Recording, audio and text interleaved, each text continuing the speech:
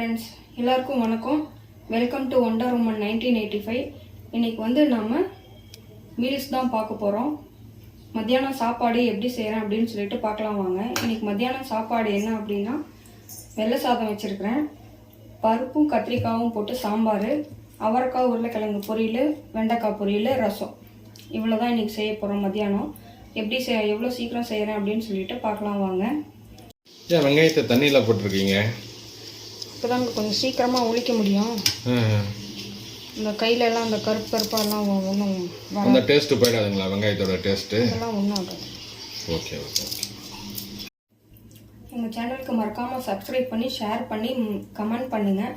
நிறைய பேர் வந்து சப்ஸ்கிரைப் பண்ணாமலே பார்த்துட்டு இருக்கிறீங்க. மறக்காமல் கொஞ்சம் சப்ஸ்கிரைப் பண்ணுங்கள் ஃப்ரெண்ட்ஸ். சின்ன வெங்காயம் தானே, இதை அப்படியே போட்டுடலாமே, ஏன் அறியறீங்க?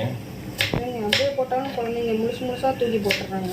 சின்னதாக கட் பண்ணாவது சாப்பாட்டில் பசஞ்சு கொஞ்சம் சாப்பிடுவாங்க. ஓ, எல்லா காயிலையுமே இப்படி நார் இருக்கும். ஆமாங்க. இந்த காம்பை கட் பண்ணால் அது அப்படியே டக்குன்னு வந்துருங்களா?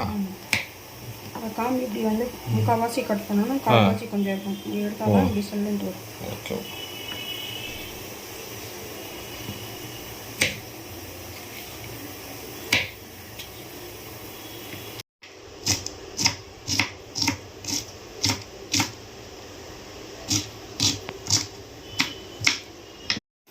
விசில் அடங்கிடுச்சு. பருப்பு ரெடிங்களா?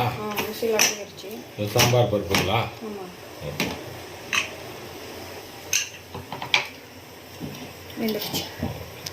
இங்கே பாருங்க, இப்போ வடை சட்டி சூடாகிட்டு இருக்கு சாம்பாருக்காக.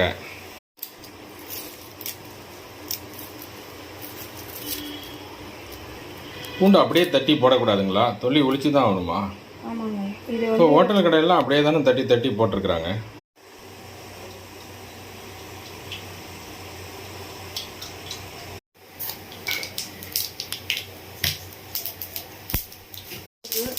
ஜீரகமா? இது என்ன போட்டீங்க இப்போ? ஜீரகம். இப்போ கருவேப்பிலை போடும்போது அடுப்பை சிம் பண்ணிடணும். ஓகே. அடுத்தது வெங்காயங்களா? வெங்காயத்துக்கு அப்புறம்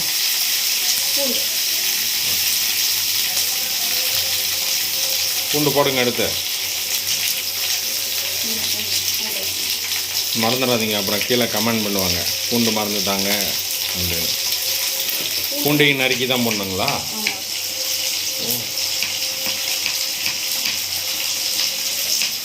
ஏன் அப்படியே போடக்கூடாதா பூண்டுலாம்? முழுசாக போட்டால் சாப்பாட்டில் பசங்க சாப்பிட மாட்டாங்க. தனியாக அப்படியே எடுத்து ஒதுக்கி வச்சுருவாங்க குழந்தைங்க. ஆமாம். இதுனா பூண்டுலாம் அப்படியே சாப்பாட்டில் பசங்க நசுக்கி சாப்பிடுவாங்க. போடுங்க, பூண்டு போடுங்க. அடுத்தது என்ன? வதங்கினதுக்கு அப்புறம் என்னங்க பண்ணணும்? தக்காளி பொடி.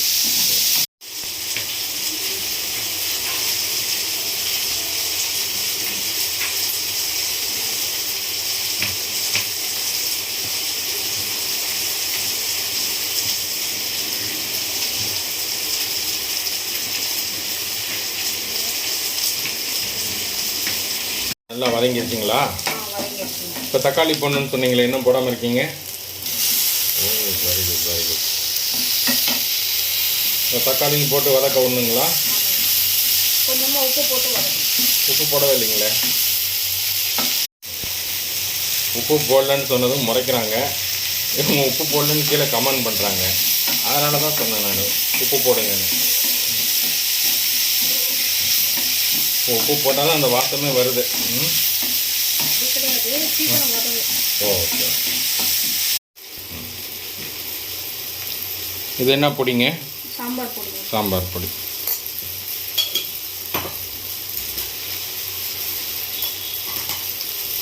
அடுத்தது மிளகாத்தூள். அதுக்கு அடுத்ததுங்க, போதும், வெயில் அதிகமாக இருக்குது, காரம் கம்மி பண்ணுங்க.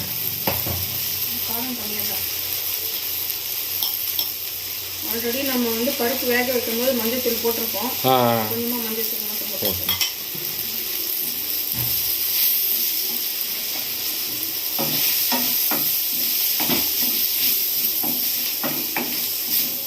அவ்வளோதான் முடிஞ்சுதுங்களா சாம்பார்? இல்லைங்க, கத்திரிக்காய். கத்திரிக்காய் இதிலேயே போட்டு வணக்கணுமா இல்லை வேக வைக்கணுமா? இல்லை, இதிலேயே கூட போட்டு. இப்போ கத்திரிக்காய் வேக வைக்க வேண்டியதில்லை. கத்திரிக்காய் போட்டாச்சு. இதுக்கப்புறங்க நல்லா மிக்ஸ் பண்ணிவிட்டு வெள்ளை பருப்பு எடுத்து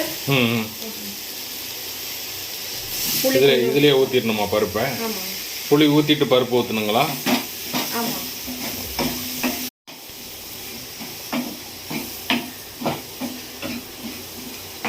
எல்லா இடத்துலையும் நல்லா மிக்ஸ் ஆகிடுச்சு. இப்போ புளி ஊற்றுறாங்க.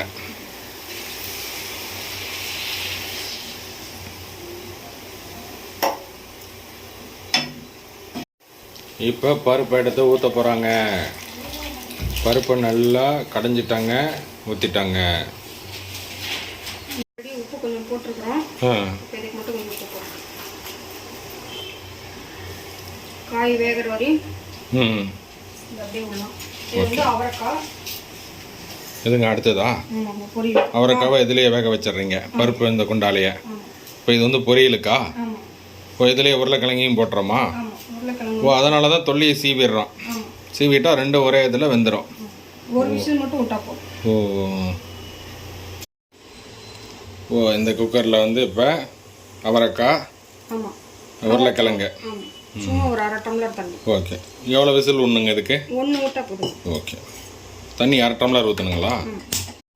இப்போ அடுத்ததுக்கு ரசத்துக்கு ரெடி ஆகிட்டுருக்கு. புளி முதைய கரைச்சி வச்சாச்சு. இப்போ அதில் தக்காளி போட்டு அதை கரைக்க போகிறாங்க. தக்காளியும் கொத்தமல்லியும் இதுலேயே போட்டு கரைச்சிடுறது. கொத்தமல்லி போட்டு அப்படியே கரைச்சிடுதுங்களா? தக்காளி கொத்தமல்லி போட்டு நல்லா புளிஞ்சு.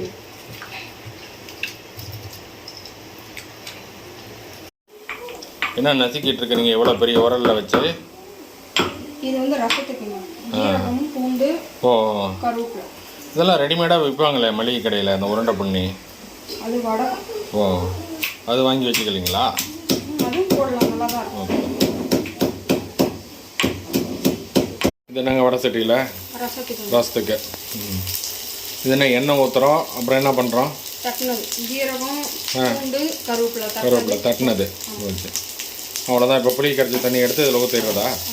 அவ்வளோதான் ரசமா? புளி, தக்காளி, கொத்தமல்லி. பார்த்துக்கோங்க, இனிமேல் நிறையா பேர் வீட்டில் கிண்டல் பண்ணுறதே தான், ரசம் கூட வைக்க தெரியாதா அப்படின்னு. இதெல்லாம் பார்த்துட்டு நீங்கள் உடனே போய் எல்லார் வீட்லேயும் ரசம் வைங்க.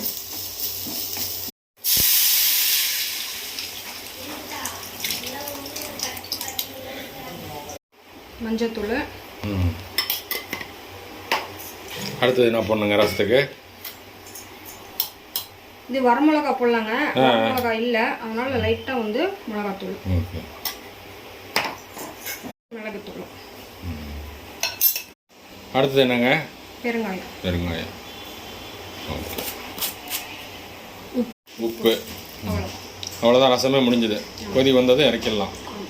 சாம்பார் கொதிச்சிட்ருக்கு. சாம்பாரும் ரெடி ஆகிடுச்சு. இந்த பக்கம் ரசமும் ரெடி ஆகிட்டுருக்கு. ஏன்னா காலையில் ஒரு 45 மினிட்ஸில் நம்ம மதியானம் மீல்ஸு, சாம்பார், ரசம், 2 பொரியல் ரெடி பண்ணிட்டு போயிட்டா குழந்தைங்க பாட்டுக்கு சாப்பிட்டுட்டு இருப்பாங்க. வீட்லேயும் மதியானம் வந்தது நம்ம சாப்பிட்டுக்கலாம். சாம்பார் ரெடி. அடுத்து என்ன போடுறீங்க? கொத்தமல்லி இலை. கத்திரிக்காயெலாம் வேகாத மாதிரி தெரியுதுங்களே, அப்படியே அந்த சூட்டுக்கே வந்துக்குங்களா? ஓ, அப்படியே வடை சட்டிலே விட்டுருவீங்க? இல்லை, வெந்துருச்சு, அவ்வளோதான். கத்திரிக்காயெலாம் சீக்கிரம் வெந்துடும். ரொம்ப நேரம் வேக வச்சிங்கன்னா சாம்பார்லேயே எப்படி. இப்போ அடுத்தது வெண்டைக்காய் பொரியலுக்காக நறுக்கிட்டு இருக்கிறாங்க. இது வெண்டைக்காய் வந்து நறுக்கும் போது சாப்பிங் போர்டு ஈரமாக இருக்கக்கூடாது. வெண்டைக்காய், கத்தி எதுவுமே ஈரமாக இருக்கக்கூடாது. எதனால் அப்படி சொல்கிறீங்க? இல்லைன்னா பிசுன்ட்டு வந்துடும். வெண்டைக்காய் வந்து கழுவி நீட்டாக தொடச்சி, கொஞ்சம் ஈரம் இல்லாமல் வச்சுக்கணும். அப்போ தான் வெண்டைக்காய் பொரியல் வந்து வளவலன்ட்டு இல்லாமல் வரும். ஓ, கழுவிட்டு துணியில் தொடச்சிடணுங்களா? ஆமாம், தொடச்சிடும். தான் ஒரு சில இடத்துல அப்படியே நாராக வருதுங்களே. நாராக வராதுங்க, பிசுக்கு வளன்னு. ஓ, இப்போ இது அப்படி வராதுங்கிறீங்க? ஆமாம், வராது. இது இப்போ அவரைக்காய் பொரியலுக்காக ரெடி ஆகிட்டுருக்கு. எண்ணெய் ஊற்றியாச்சு. இது என்னங்க? இப்போ கடுகு. அடுத்தது என்ன பண்ணுங்க? கடுகு, ஜீரகம், கருவேப்பிலை எல்லாம் எடுத்து வைங்க டக்குன்னு. வீடியோ அப்புறம் டைம் லென்த் ஆகிடும். இப்போ அடுத்தது வந்து அதை எடுத்து போடணுங்களா? அதில் வெங்காயம் போடணும். ஆமாம், வெங்காயம். வெங்காயம் போட்டுட்டு அவரைக்காய், உருளைக்கிழங்கு, கருவேப்பிலையா? வெங்காயம் போட்டுட்டு கருவேப்பிலையா? வெங்காயம் நல்லா சவந்துருக்குங்க. இப்போ என்ன பண்ணுங்க அடுத்தது இதில்? வேக வச்சோங்க. ஆமாம், விட்டுட்டீங்க அப்படியே. இதில் வந்து கறி மசாலா தூள் 1/2 டீஸ்பூனு. Okay okay. மஞ்சத்தூளுங்களா? மஞ்சத்தூள் 1/4 டீஸ்பூனு. காரத்துக்கு தகுந்த மாதிரி வரமிளகாத்தூள்.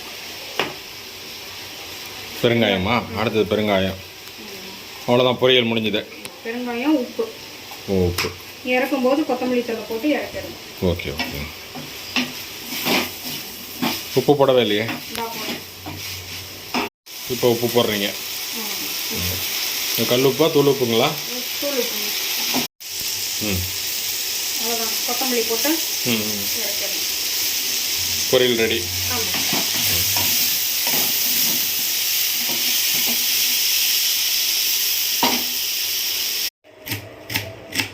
ஓ, இந்த ஈரம் இல்லாதனால பிசு பிசுன்னு வரல. இது வெண்டைக்காய் பொரியலுக்குங்க. எண்ணெய் ஊற்றியாச்சு. அடுத்தது என்னங்க? கடுகு உளுத்தம் பருப்பு. அடுத்தது கடுகு உளுத்தம் பருப்பு, ஜீரகம், கருவேப்பிலை. கருவேப்பிலை. கடுகு வெடிக்கட்டும். ஓ, வெடிச்ச வாட்டி தான் கருவேப்பிலை போடணுங்களா? வெடிச்சிருச்சு. வெடிக்குதுங்க, மேலேயே வந்து படுது.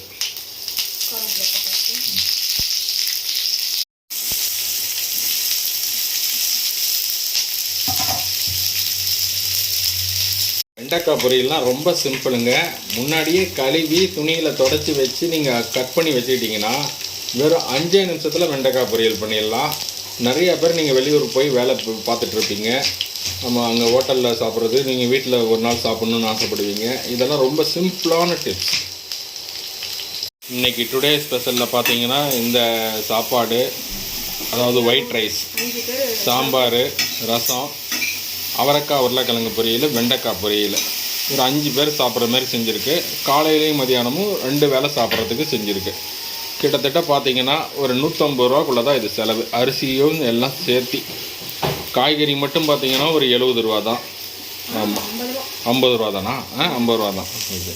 இப்போ தக்காளி தான் விலை அதிகம், மீதி எல்லாம் 10 ரூபா 5 ரூபா. Okay okay. வெண்டைக்காய் வணக்கியாச்சு. இப்போ அதில் என்ன போடுறோங்க? மிளகாத்தூள். மிளகாத்தூள், உப்பு. உப்பு போட்டுருங்க. உப்பு. குழந்தைங்க ஒரு பக்கம் தொந்தரவு பண்ணிக்கிட்டே இருக்கிறாங்க, பசிக்குதுன்ட்டு. வெண்டைக்காய் பொரியல் ரெடிங்க. தேங்காய் திருவனதை கொஞ்சமாக இப்போ போடுவாங்க. அதான்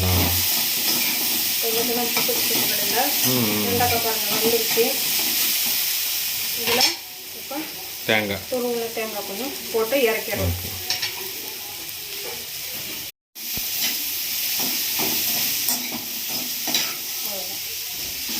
கொஞ்சம் கூட பிசுக்கு இல்லை பாருங்க.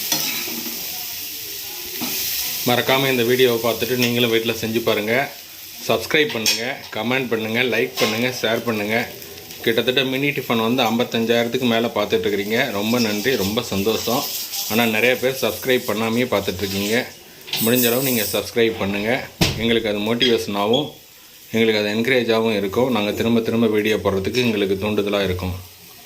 அனைவருக்கும் ரொம்ப நன்றி. தேங்க்யூ. இப்போ பாருங்கள், மீல்ஸ் ரெடி ஆகிடுச்சு.